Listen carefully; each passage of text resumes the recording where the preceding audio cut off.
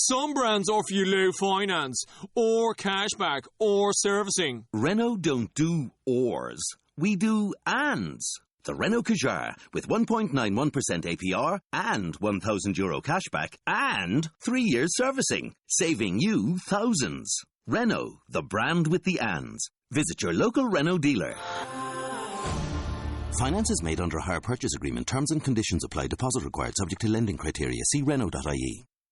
No risk it, no biscuit.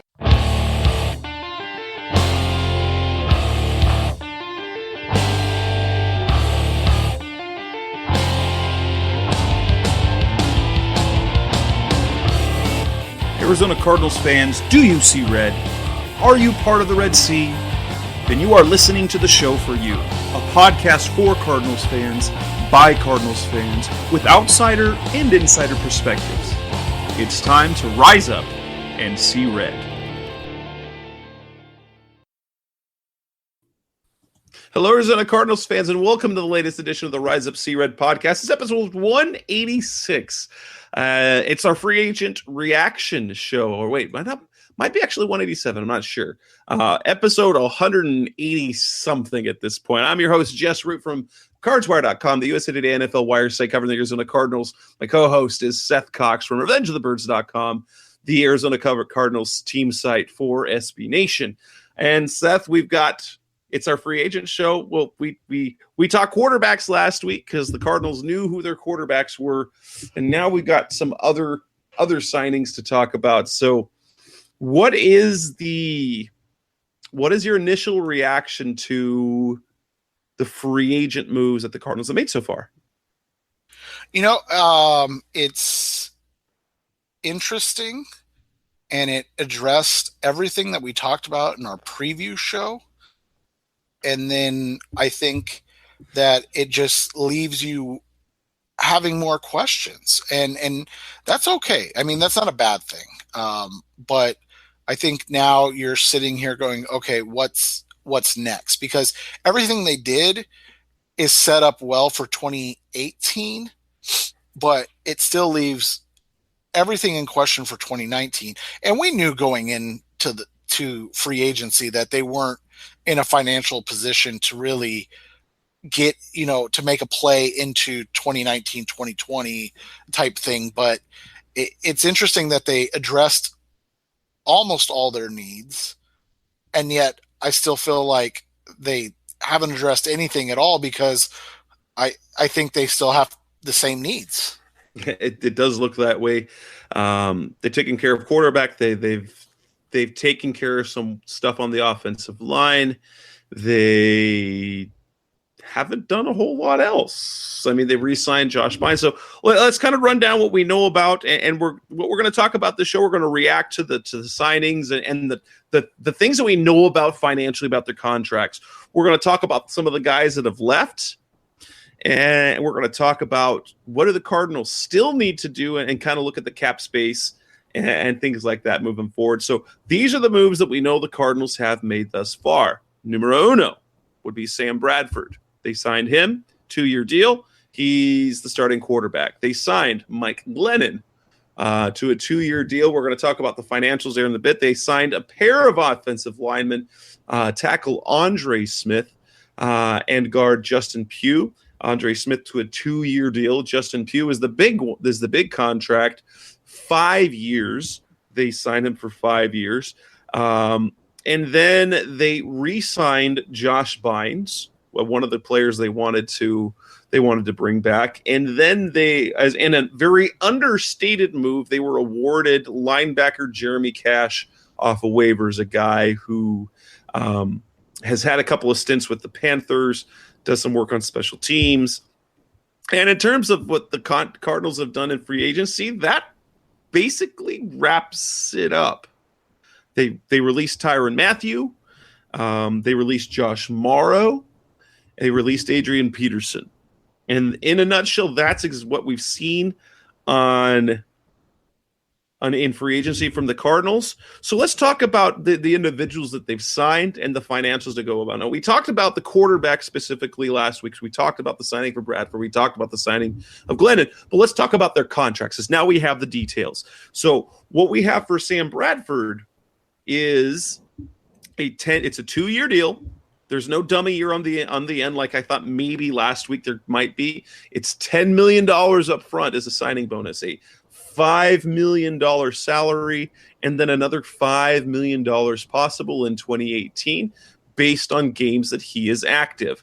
Then in 2019, there's a $10 million roster bonus that they will basically, it's the decision time. Do they cut him? Do they keep him? $10 million roster bonus. He gets, I think it's $7.5 million in a salary, and then another.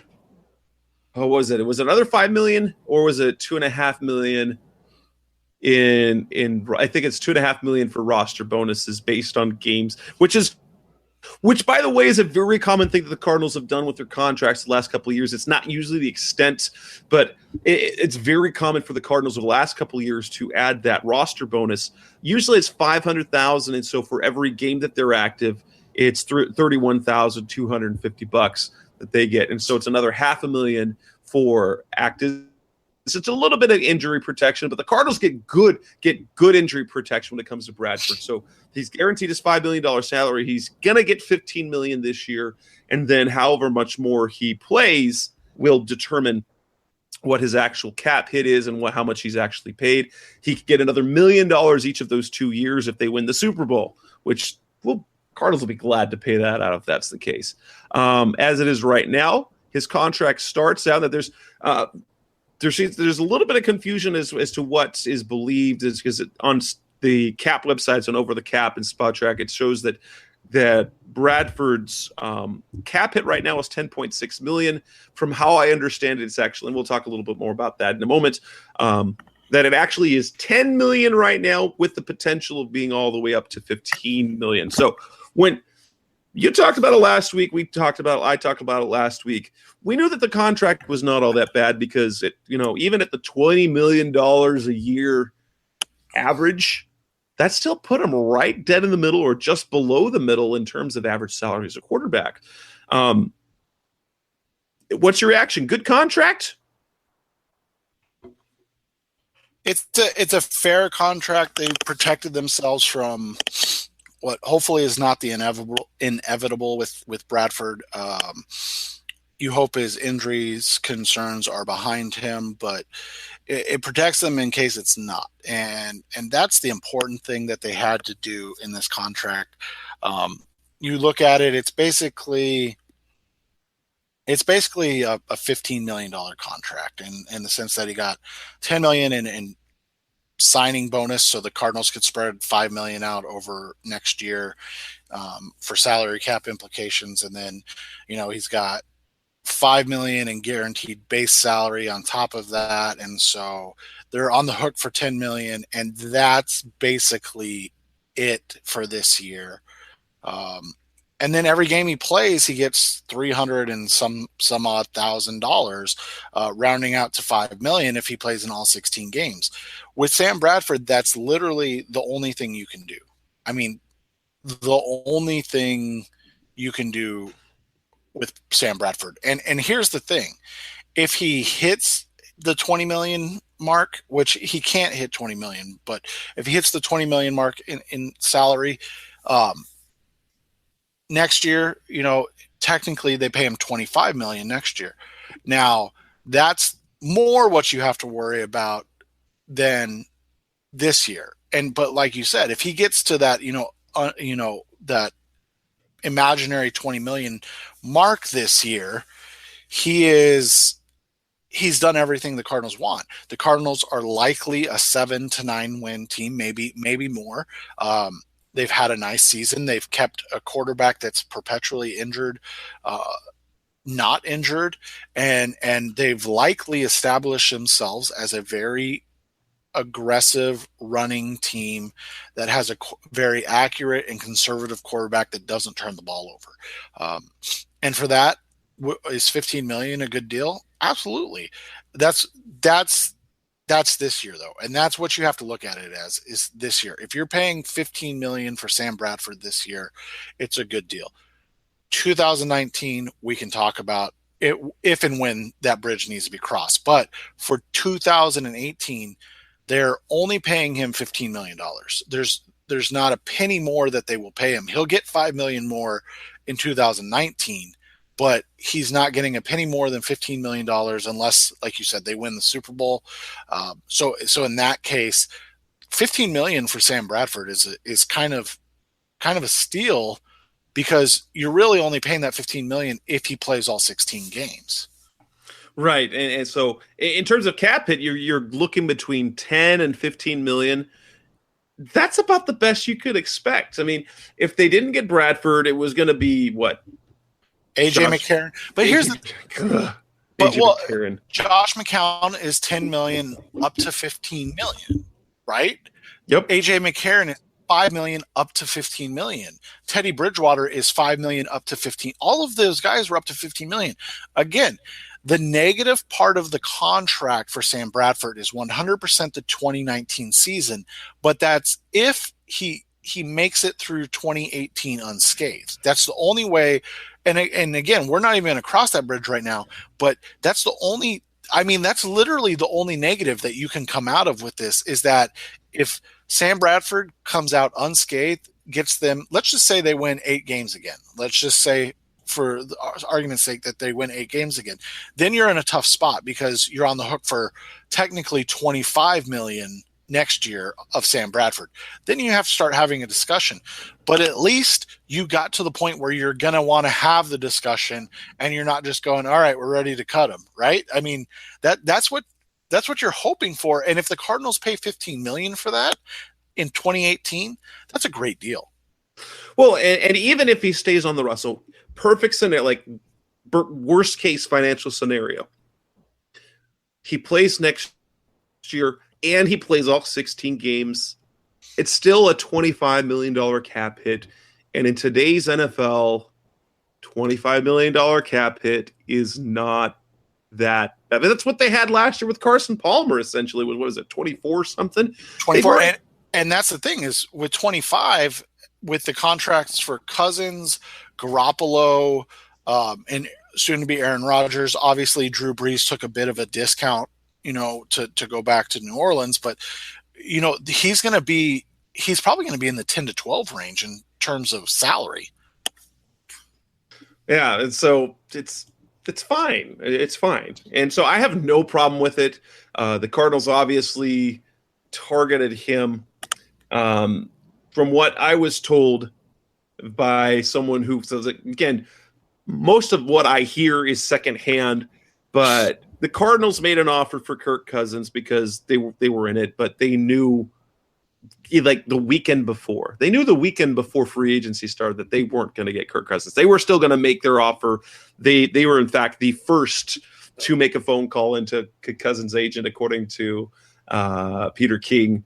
But they were of the 3 teams that made an offer. They fell behind at both. So they fell behind Minnesota in terms of competition, and they fell behind New York in terms of money. So they never really had a chance. So they had already turned their attention toward Bradford by before the weekend before, and we're focusing on him before moving down to those other quarterbacks.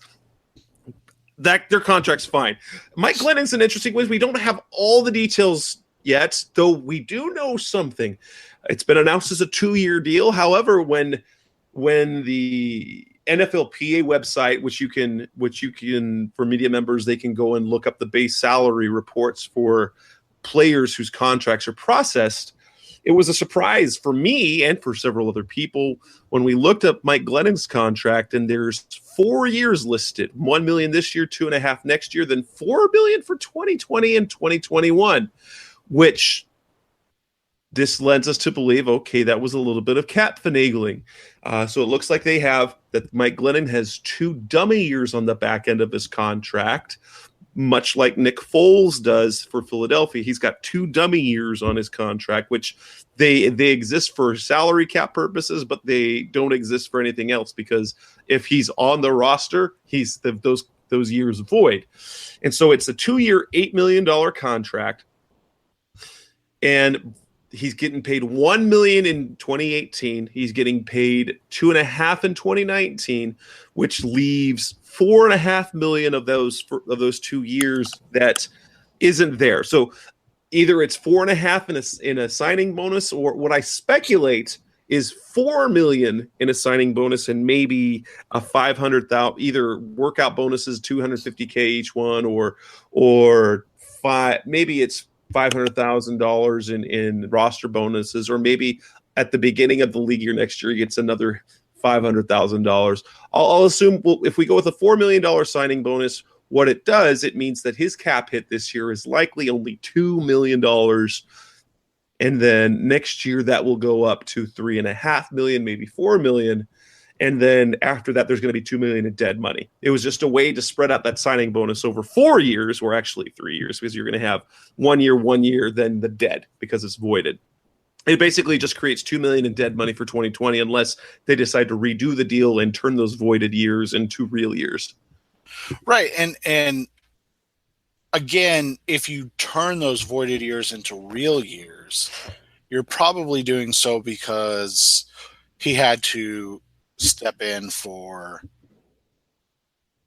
Bradford and then did well, right? So it's not like you're going to just turn those into I mean, unless they're just identifying him as Drew Stanton at this point and saying, look, he's our backup that we trust going forward, which we've talked about. I mean, he's a nice guy to have on the roster in terms of veteran experience in games, a true type of game manager that isn't going to go out there and make mistakes, a low interception total throughout his career. It's one of those things where he's probably going to want another chance to start. But he also, I mean, he's getting up there. What is he, 28 now? So at the end of this contract, he'll be 30 years old. Yeah. So it's not like he's exactly young and hasn't had an opportunity. He's just kind of not done well in the opportunities he's been given. Exactly. So we go down to the next guy, and that would be Andre Smith. It was one of the first ones to be announced, or at least before the team didn't announce it. The team announced a bulk of contract signings all at once.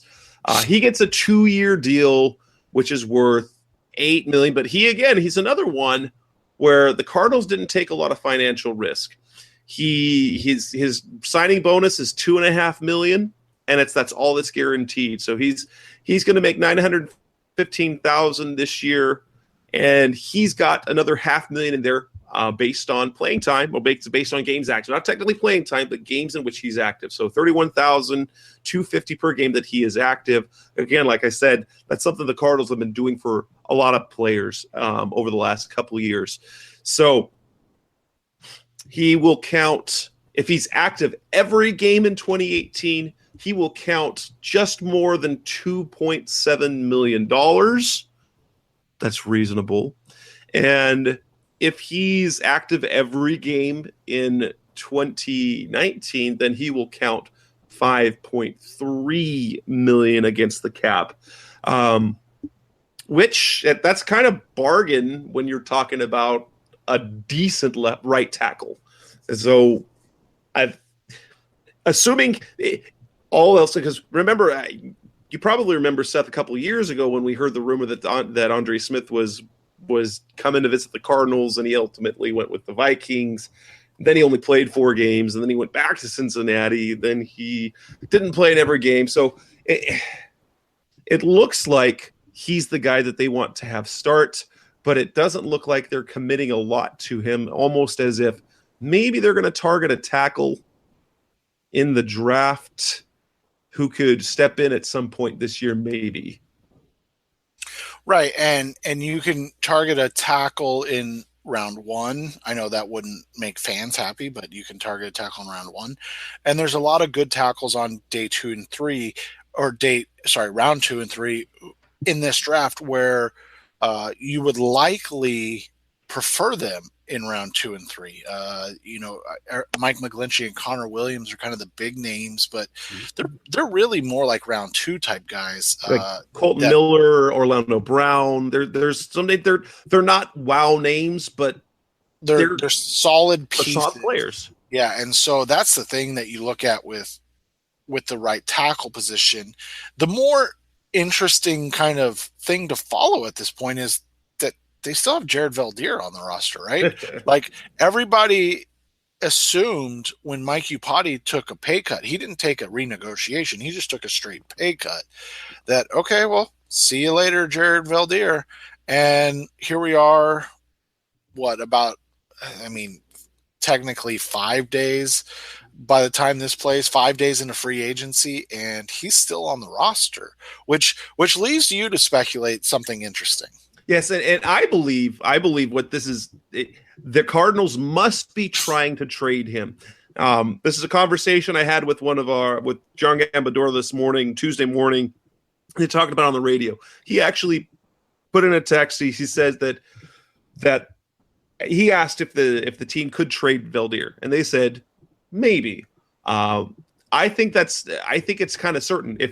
If they had no intention of keeping him in the roster and he had no trade value to them, I think he'd be cut already. You'd free up that $6.9 million in cap space, and then you move on.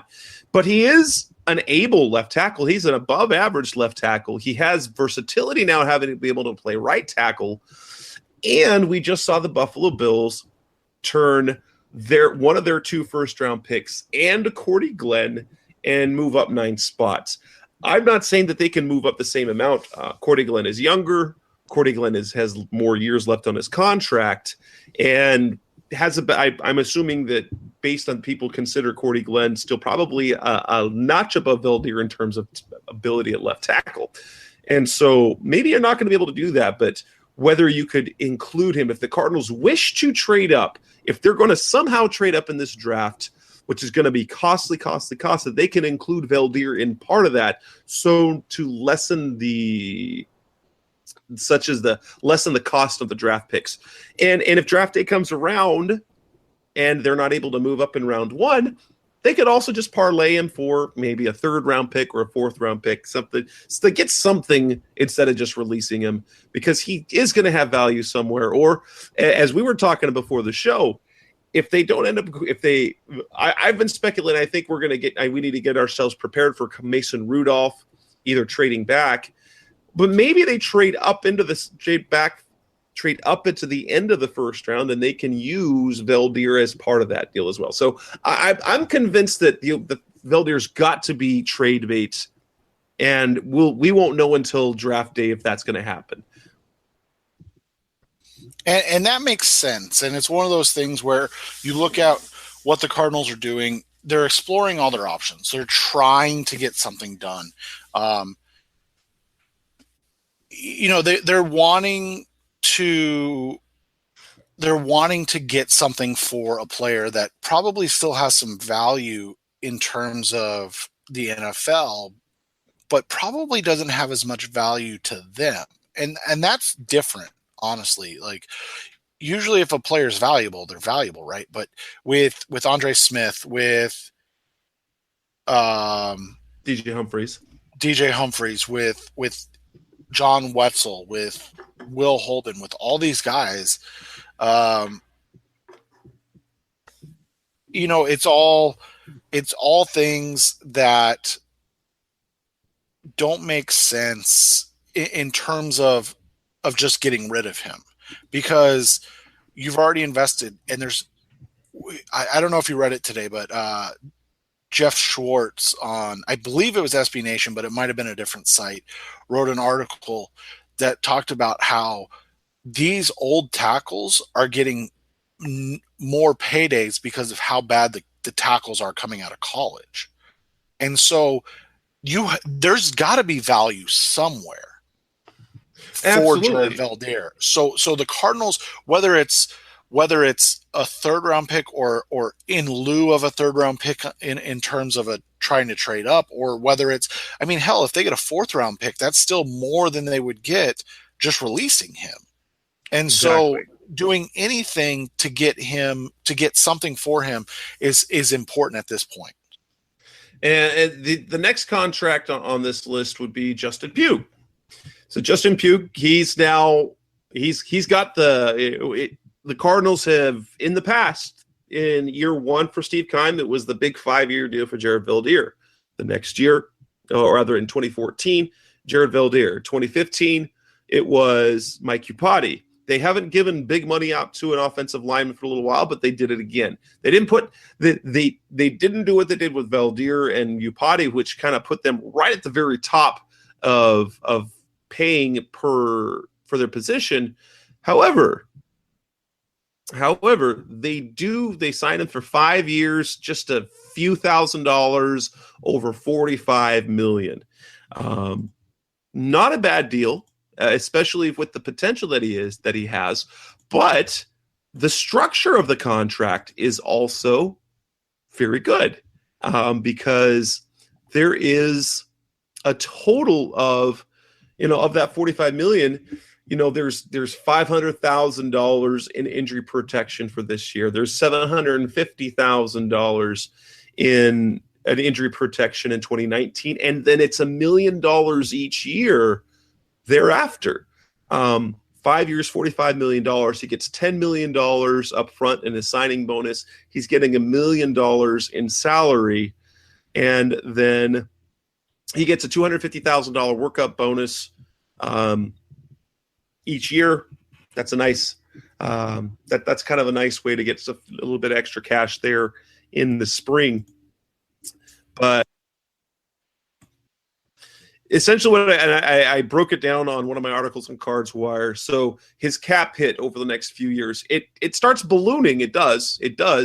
But based on what we're seeing in the NFL, the way salaries are going up on the offensive line, particularly even at guard, it's ballooning. So this year, his cap hit's going to be somewhere between $3.25 and $3.75 million, depending on how many games he's active. In 2019, his salary goes up from $1 million to $5 million. He gets up to $750. So his cap hit's going to be between $7.25 and $8 million. Okay, not bad. 2020, it starts getting pricey. His salary $7.25 million. His cap hit's going to be between $9.5 and $10.5. 2021, his salary goes up another $500,000. His cap hit's between $10 and $11 million, depending on games he's active. And then his last year, $8.5 million salary, cap hit between 10 and 3/4 and 11 3/4 of $1 million for the cap hit there. Yeah, and when you look at the player, and I know this is kind of always tough to pull out of this, but when you look at the player, when healthy, Justin Pugh has been a top 7 left guard in the NFL. And so there are some questions that you have to ask about this. The first one is, he's played left guard and right tackle in his career. Well, you just paid Andre Smith. We just talked about Jared Veldheer. So it's highly unlikely, I guess you could say, he's going to play right tackle at this moment, unless they're thinking about moving Andre Smith into right guard and then they do something with Jared Veldheer. But and so then the question becomes, what happens at right guard? Is this Pugh's spot, or are they going to take career left guard Mike Iupati and move him over to right guard? And then with all of that, that's where the questions are with Pugh. Yes, he's got injury concerns. Jess and I are aware. You don't have to tell us. It's unfortunate, but it's also the reality. When you're cash strapped, you have to do things like go after second tier players, or in this case, guys that are potentially higher end players that have injury concerns. So Andre Smith was a second tier player with injury concerns.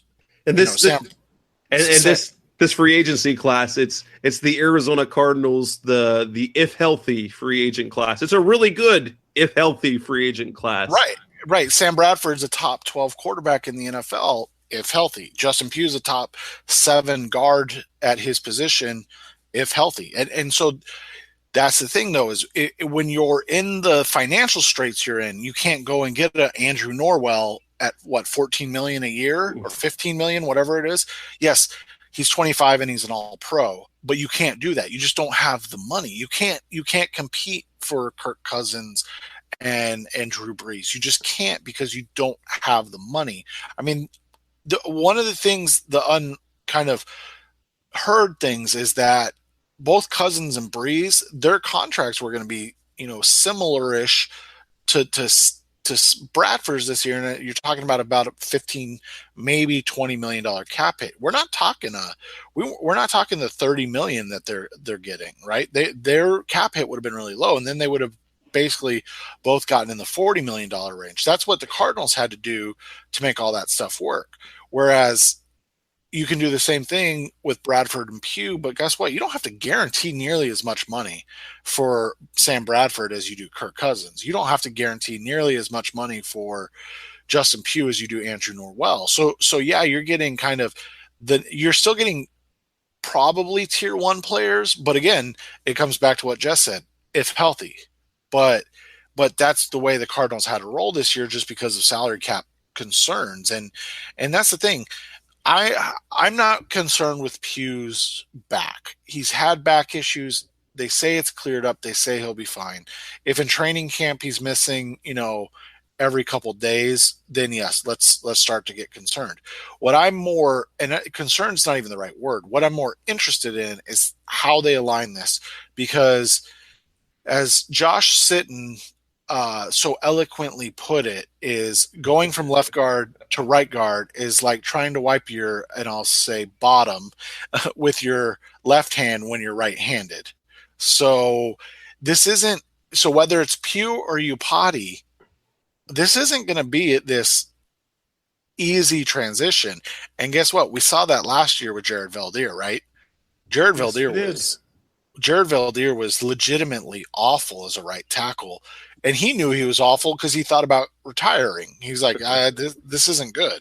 So that's what I'm more interested in, is how the Cardinals come out, because there's literally a number of variations that you can see, but the one that I keep coming back to is that they're going to go from left to right, Humphreys, Upati, Shipley, or Bame.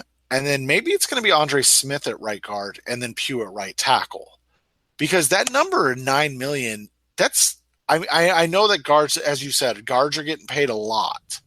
And so he's, even when it's inflated the next couple of years, he's still going to be down there. But doesn't that money sound more like tackle money than guard money?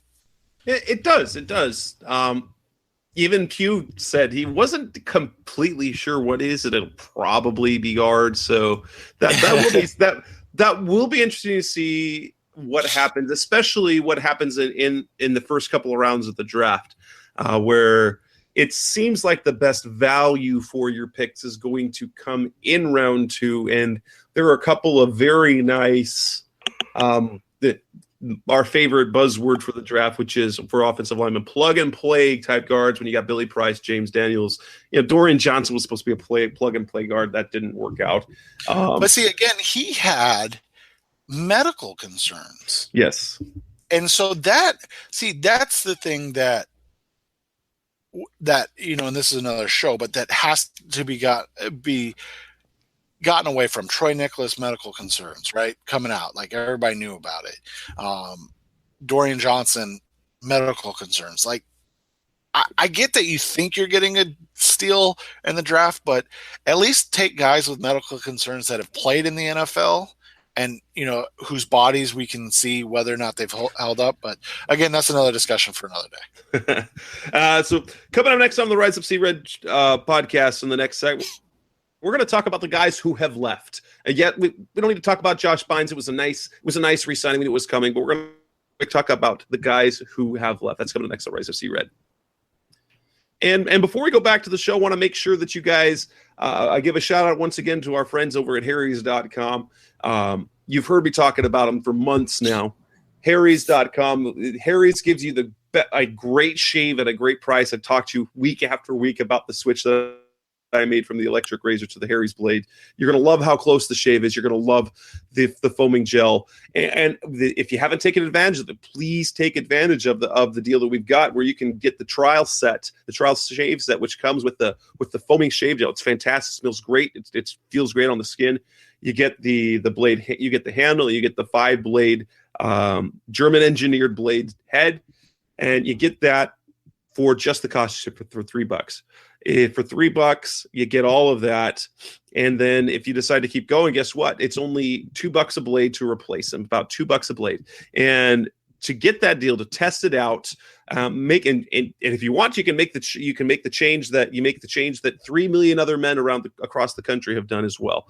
You go to harrys.com/cred, and you get that trial shave set for just $3. It's the cost of shipping. You won't regret it. That's harrys.com/cred. We're back on the Rise Up C-Red podcast, and we're going to talk about the guys that have left. We've got a few guys who have signed elsewhere, who are headed elsewhere. Obviously, the highest profile was that of Tyrann Mathieu. Tyrann Mathieu was released after he was offered a couple of pay cuts, and he now signs a 1-year deal with the Houston Texans, $6.5 million up to $7 million possible, and which is technically $1 million less than what the Cardinals were offering him to stay. How do you feel about ultimately with the decision that was made? The fact that the Cardinals went to him, they offered him a pay cut, they didn't offer a restructure, and then ultimately they cut him. It was one of those situations where you felt like when Kent Summers put out the report that they were in negotiations for a restructure, obviously it came out more that it was a pay cut, right? Like it was a straight cut of pay. Yes. And in fact, I had written last week, I said, restructuring would have been foolish. It would have been foolish for them to do unless he was going to take significant pay cuts next year. We could have still paid him the $11 million he was due this year and restructured, but he had to take a pay cut down the line for that to work, and he wasn't willing to do it. Right, and so, when you had hope, but there are a couple things at play here. One, you have to understand the relationship between Mathieu and Bruce Arians, and I truly believe that if Arians is the head coach of this team, it's probably done. This is just speculation on my part, but I think he probably stays. But without Arians, he's going to be coached by a new coach. He's going to be used in a different way because Steve Wilkes utilizes, defensive backs in different ways.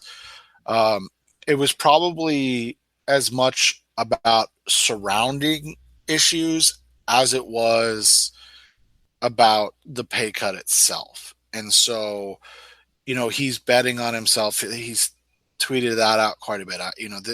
I'm gambling on myself. I could have taken the money, but I believe in myself that I can get more.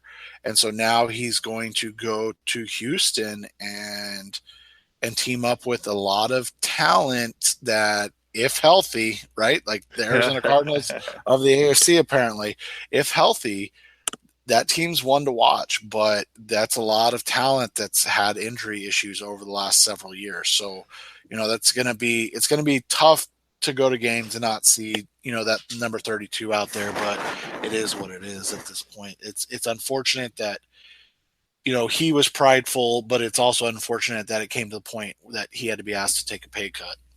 And the way the contract was structured, it was always going to come down to this year, because that was the big decision year. Now, it did change things with the coaching change, because from what we haven't seen it yet, but what it appears is that Tyrann Mathieu was going to be playing safety next year. Like if he was on the roster, he wasn't going to be playing slot corner so much. That he was going to be playing in a more traditional safety role. And if you're playing in a more traditional safety role, Steve Keim we already know Steve Keim does not value the two safety positions, whether it's free safety or box safety, does not value them financially greatly or in terms of draft capital and things like that. They just don't pay them a lot. That's why they end up letting them all go or drafting them later in the draft. Budda Baker is able to do the same things that Tyrann Mathieu does. I don't know if he's going to be the guy that plays in the slot. I think Steve Wilks will probably want a more traditional cornerback guy playing in the slot as opposed to safety. We might not see the three safeties on the field anymore, like we've grown accustomed to seeing over the last 5 years. I thought it was inevitable that they're going to have to cut him. Then when the report came out, like you said, when Kent Summers was talking about they're in negotiations, okay, there's a chance maybe they were going to keep him. Ultimately, it was exactly what I should have stuck with the gut and said, yeah, there was no way they were going to do that because Mathieu wasn't going to want to take a pay cut because he feels he's a premier player in the league still, and the Cardinals no longer were going to pay him as a premium player because he wasn't going to be playing a premium position. The reason why he got so much money is partly because his play at safety, but the value he had as a slot cornerback, which has a greater value than safety. And so if he's just going to be playing safety, he's going to be playing. They offered, in terms of value in the league, what they offered him was fair. They offered him, a $5 million pay cut. So instead of making $11 million in cash, he was going to take $6 million. Okay, that meant they low. But then they came back with $8 million. $8 million playing safety. That's fantastic money. That's still great money. And as we're going to see, as he plays with Houston, he's going to play for $7 million if he's healthy all year, $6.5 to $7 million. I don't begrudge I don't feel bad. I knew that when Budda Baker was drafted a year ago, that the clock was ticking on Tyrann Mathieu's time here. So I don't begrudge him for not wanting to take the pay cut because guess what? They'd agreed to a contract that would pay him that much. The Cardinals had the right to release him. And he landed on his feet. He will have the potential to be a huge playmaker again because you got J.J. Watt and Jadeveon Clowney in front of him. You've got a very talented defense. Romeo Crennel running that defense now should be pretty good. So I look forward to seeing how he does, especially since the Cardinals don't have to play the Texans this year until the Super Bowl. So we don't have to worry about playing against him. The if everybody's healthy Super Bowl, right? That's right. Yeah, and that you kind of hit it on the head there. He was going to be asked to either play one or two more of a traditional role. Remember, he struggled last year at the start. Well, it's not what he's there for, and that's what is kind of tough. Is that Budda played more of that kind of strong safety role. He wasn't playing a free safety. He was playing more of a strong safety role. Yeah, exactly. And he played about 18% of the snaps in the slot, and he played like 30% of his snaps in the box as like a linebacker, and then he played the remaining about 50% of his snaps as kind of that shallow safety. And so, like you said, Budda's probably not going to be the guy that replaces him. They're going to likely bring in a more traditional type slot corner and find somebody or still allow Budda to do kind of what Steve Wilks has done a little bit with Shaq Thompson, and I know he's a linebacker, but who plays some different roles in nickel coverage, which is really base coverage in the NFL. The guy who actually got perhaps the biggest deal with the Cardinals is Kareem Martin. He's one of the guys the Cardinals wanted to bring back. Can you believe that? I was shocked. Which tells me he gets a 3-year deal, $21 million to go to the Giants. He's going to be playing for James Betcher, which means Betcher and the Giants see him as a solid number 2 pass rusher. Because if you remember, Alex Okafor, he got, $4.5 million to become a potential starter there. And he was a guy who had sack production. He had 8 sacks in a season. Kareem Martin, super athletic, but he's going to go play in the same scheme as before. But yeah, I was shocked at that. And knowing the money, I was like, ooh, I'm now going to be kind of excited to see what he does without Chandler Jones and Marcus Golden ahead of him. if he's going to now, because it seemed like he finally figured out the linebacker position. He was very solid against the run. We all know the athleticism, the potential he had as a pass rusher. And when he got to the quarterback, he was disruptive, but he never put up sack numbers. Right. And that's the that's the tough thing that doesn't make sense. $7 million a year for a guy that is not a pass rusher. And so, like you said, they must view him as that. It's a real baffling contract, if we're being completely honest. Nothing we saw coming, right? Like no. But it does create an interesting hole on the roster, if you will. The Cardinals have really nothing after Chandler Jones and Marcus Golden at the defensive end position. Kareem Martin was a guy that many of us speculated, okay, maybe this will be kind of what turns around or makes his career if they brought him back on like a 1 year, $3 million deal, right? Not $7 million over or not $21 million over 3 years. And so when you sit there and you go, okay, well, how do we reason this? And then you release Josh Morrow, which is a cut that you and I both agreed on, that we saw coming. They obviously didn't see him as being their defensive end depth guy because he's more of a traditional 3-4 defensive end than a 43 defensive end, which again I think tells you that they're kind of hedging towards going more towards that 43 defense, whether it be in year one or over the next season or two. But the craziest thing is they're in play for a defensive end at this point, right? Because Marcus Golden's in a contract year, coming off a knee injury.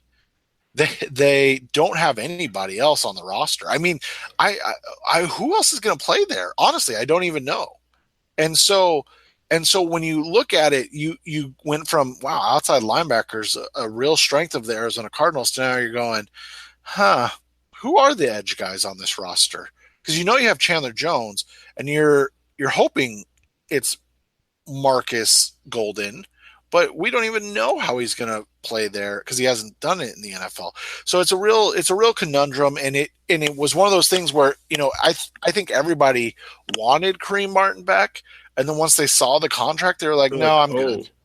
Yeah, that's all right. Good luck with that." And it is interesting because another one of the guys who is they released Josh Morrow, and they tendered him. They tendered Xavier Williams, which I was surprised at to begin with, but then they just let him go and sign with the Kansas City Chiefs. So that tells you in terms of they're not going to need the number of defensive tackles to play, because now they're only going to have 2 actual defensive tackles on the field. And as of right now, you've got 4 guys. So you've got Corey Peters, and you've got Olsen Pierre, and you've got Robert Condici, and you've got Rodney Gunter. 4 guys to fill those 2 slots. That's your rotation. Unless they decide to shift one outside, maybe Olsen Pierre, you can slide him outside. In fact, maybe Robert Condici, you can slide outside, and it'd be a little bit different because he is big and he can be super disruptive from the inside. But maybe they move one of those guys outside because, like you said, they don't have anyone to play the edge. And we even have questions whether Marcus Golden will be even suited for that position. Right. So it's going to be really interesting to watch, because now all of a sudden, we've talked about a little bit slightly. We've talked about tackle, obviously quarterback in the draft, but what about a guy like Harold Landry all of a sudden, right? They're sitting at 15, Harold Landry sitting there. All the quarterbacks that they're interested in are gone. You've talked about that trade down scenario, but Harold Landry makes a lot of sense. And Steve Wilkes is a proponent of that front 7 doing the work. They don't invest. His philosophy has never really been to invest in the secondary. They drafted 3 linebackers in the first round. They had 2 first-round guys on the defensive line and 2 second-round guys. Like, their investment are up front. The Cardinals mirror that in some ways, but they still may need another guy. And so when you look at it, you go, okay, what are they going to do here? How are they going to make it work? And obviously, as we've talked about, they don't have any money for that in free agency. And so now it comes to the draft. And so you look at it and you go, there's a lot of interesting scenarios playing out now that when this offseason started, we looked at it and go, okay, they need to improve the quarterback, obviously, offensive line, and wide receivers. Well, they addressed the first 2 in free agency. They're trying to address the third, but they're kind of low on cash right now. And so, but now you're going, they probably need 2 cornerbacks and they need a defensive end and maybe another linebacker. Wow. I didn't realize that they had all those needs still. So they also have not brought back. So Justin Bethel, they don't appear to be interested in bringing back. He's visiting the Atlanta Falcons. Carlos Dansby has gotten a visit with the Buffalo Bills. The most surprising signing so far has been Matt Barkley. He's the first of the Cardinals quarterbacks to get a contract. He gets a 2-year deal with the Cincinnati Bengals. Shocked. Drew Stanton is reportedly in negotiations with a team or 2. Blaine Gabbert is getting a look at Tennessee. Other than that, Jerron Brown, also the 2 Browns, they have new homes. John Brown in Baltimore on a 1-year prove-it deal. Jerron Brown to Seattle. I think I heard it. I haven't seen the extra the contract numbers, but I heard it's $3 million. Jerron might be a guy that comes back and hurts them, but he was part of the problem last year. He has potential to be good, and I think he might thrive in Seattle. John Brown, we'll see what happens in Baltimore. That could be interesting to see. But I haven't felt there hasn't been anyone who has left that is the part of the Cardinals. I thought, oh man, except for Kareem Martin, but then at the contract that he got, I'm like, oh well, how are the Cardinals going to pay him that much to be a backup? Right, exactly. And so when you look at who they've lost, Xavier Williams, I don't think he really fit what they're moving towards, especially with the rotation of Corey Peters, Olsen Pierre, Robert Kendiche, and Rodney Gunter, 4 guys in the interior. You're not going to need you didn't need Xavier Williams. He was a nice story and he did a good job when he got on the field, but he's not a guy that fit what they were looking to do. And the Browns, it's an unfortunate circumstance, but again, new offensive coordinator, new offensive system, new offense, and new guys, right? And so, neither of those guys made themselves into must-keep type players, guys that you had to have back, and now you kind of turn the chapter or turn the page on that chapter, and it's, I think more than anything, it's the nostalgia of it, right? That and the what ifs that you'll have on these questions. Because 2017 was not what anybody hoped it would be. But you look back at 2014, 2015, and 2016, and you just kind of say, what if? And that's the unfortunate thing. But as far as playing, well, I don't know if you're really going to miss any of those guys. Right. And let's wrap that part up and come back on the next section. When we come back on Rise Up See Red, we're going to talk about what do the Cardinals still need to do? What do they still need to address? And what's the status of their salary cap? So that's coming up next on the final segment of Rise Up See Red. We're back on Rise Up See Red. We know what the Cardinals have done. We know if they've let go. What do they still need to do? And there's a couple of positions that have been glaring absences and moves. One, receiver. They haven't taken. There is the report of Jordan Matthews coming in. No movement there. No other interest in any receivers apparently that's been reported. Jordan Matthews would be a nice addition. Again, one of those, if healthy. Plus, he's got the connection with Sam Bradford. Had a fantastic year when Bradford was throwing to him. But But thus far, they have to do something to receive that. They have to. You can't go into this season. You can't go into the draft going Fitz, Chad Williams, J.J. Nelson, and Carl Dagodosi. You can't do that. That doesn't make any sense at all. What? That's not a good receiving unit. It might become that. I'm just kidding. Yeah, that's the thing. That's where you're at right now. You're saying to yourself, okay, well, we really can't go into this season with what we have. So you're putting pressure on yourself to find guys that in other words, you're going to have to make more moves, possibly create other holes. But you're noticing the holes that they're creating outside of the Tyrann Mathieu hole. The holes they're creating are really like depth holes, right? Josh Morrow, losing Kareem Martin. If they move on from Valdir, all of those things are like depth. They're not guys that immediate starters, but there's legitimately a need for an immediate starter at wide receiver. The other place that there's a need for an immediate starter, and I'm really shocked that they haven't been in the market, is tight end. Oh my gosh, yes. Like you can't go like. They have a torn Achilles, Jermaine Gresham. Now, Sam Bradford loves him because they were teammates at Oklahoma.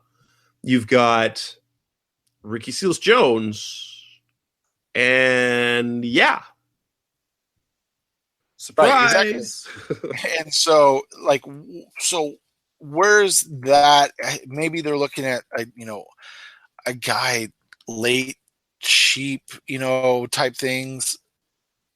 But there's some names available in terms of free agents still, right? Like there's some guys that make sense still.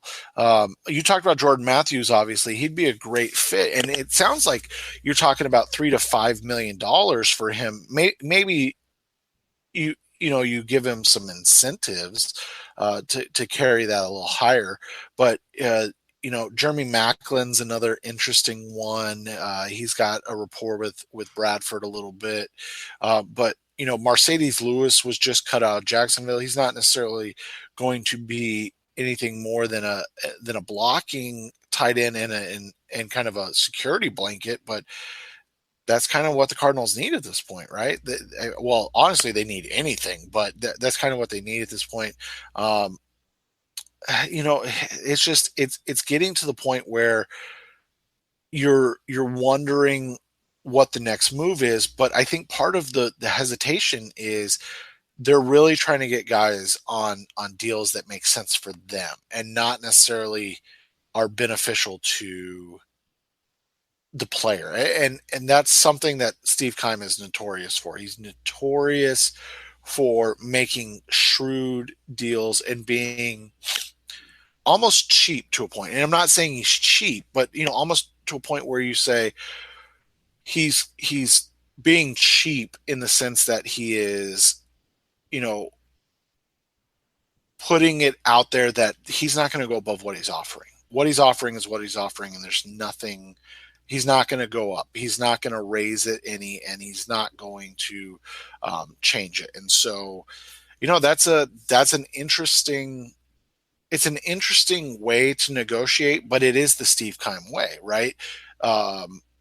We all saw the story that the Cardinals made an offer to Justin Pugh. He didn't sign it. And then he got a call from the Indianapolis Colts. My speculation was he was trying to see what guaranteed money the Colts were willing to offer before he made that decision. But it's not like Keim went back and said, okay, we'll give you more money. Keim said, well, that's the offer. Like, you either sign it or you don't. I think he got an extra year because what I had heard for reports is that they were making him a four-year offer. Yeah. And then it turned out to be 5. So they might have upped the offer. And they might have given him an extra year because of the interested from Indy. Yeah. But yeah, that's how Keim does it. And we're starting to reach that point in free agency where it's the more minimum deals or the near minimum deals, the prove it deals. And and unfortunately that's all the Cardinals can really offer at this point in terms of money, because they just don't have any flexibility. They don't have any flexibility as of right now. As of Tuesday morning, they had $12.3 million in cap space. And while you guess that you got some room to move with that, I think that should go up. That'll probably go up to almost 14 once Xavier Williams' cap hit comes off the books. But you because of the way they've structured some contracts, they're going to need to keep around $6 million in reserve for those roster bonus incentives for being active on game days. And they're going to need another $6 million for the draft picks. And they're going to need another $3 to $4 million for injured reserve people. So they're like right now. Now, granted, the signing bonus stuff that can be covered by Valdir's contract, but they really don't have much room at all. And so, and the other position that they haven't done anything with is cornerback. Tramon Williams, they're supposed to want to bring back. He got paid $2 million last year. He's probably going to want $3 or $4 million, but at 35, how much is he going to get? Is he going to have to take 2? Is he going to have to take a pay cut? Because they got him off the streets at training camp, and they still paid him $2 million. They bring in AJ Gaines. Haven't seen what's happened there. And what I've been told is that Gaines is their backup plan to Tramon Williams. There also has some reported interest in Robert McClain. Has had a couple of stints with the Panthers. He's little, can play some safety. Probably would play more in the slot if they got him. Yeah, and so, again, you're at the point where you're talking about Tramon Williams, and you're saying, man, do we even have $3 million for this guy? Like that's where they're at right now, and it's the unfortunate part of this part of the free agency is it's all fun, right? Until you run out of money, and then you're going, man, I'd really like to sign Jordan Matthews right now, but I don't have $6 million.